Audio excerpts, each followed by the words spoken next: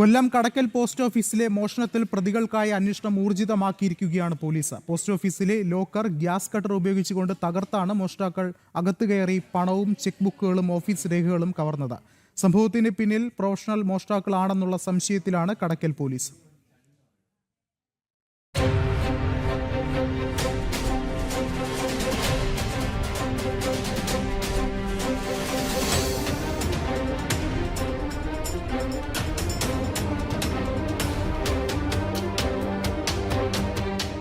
കഴിഞ്ഞ ദിവസം കടക്കൽ പോലീസ് സ്റ്റേഷന് സമീപമുള്ള പോസ്റ്റ് ഓഫീസിലാണ് മോഷണം നടന്നത്. കെട്ടിടത്തിന്റെ വെന്റിലേഷൻ പൊളിച്ചാണ് മോഷ്ടാക്കൾ അകത്തു കടന്നിരിക്കുന്നത്. തുടർന്ന് പോസ്റ്റ് ഓഫീസിനുള്ളിലെ ലോക്കർ എടുത്ത് തൊട്ടടുത്ത ഹാളിൽ കൊണ്ടുവച്ച് ഗ്യാസ് കട്ടർ ഉപയോഗിച്ച് തുറക്കുകയായിരുന്നു.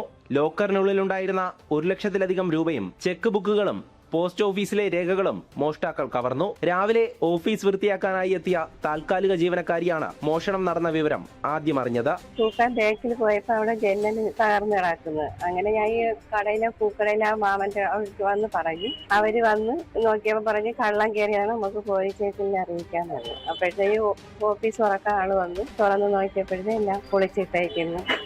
മോഷണ വിവരമറിഞ്ഞ കടക്കൽ പോലീസ് സ്ഥലത്തെത്തി പരിശോധന നടത്തി. വിരലടയാള വിദഗ്ധരും ഡോഗ് സ്ക്വാഡുമെത്തി തെളിവുകൾ ശേഖരിച്ചു. സമീപ പ്രദേശങ്ങളിലെ അടക്കം CCTV ക്യാമറകൾ പരിശോധിച്ച് മോഷ്ടാക്കളെ കണ്ടെത്താനുള്ള ശ്രമത്തിലാണ് പോലീസ്. ജനം, കൊല്ലം.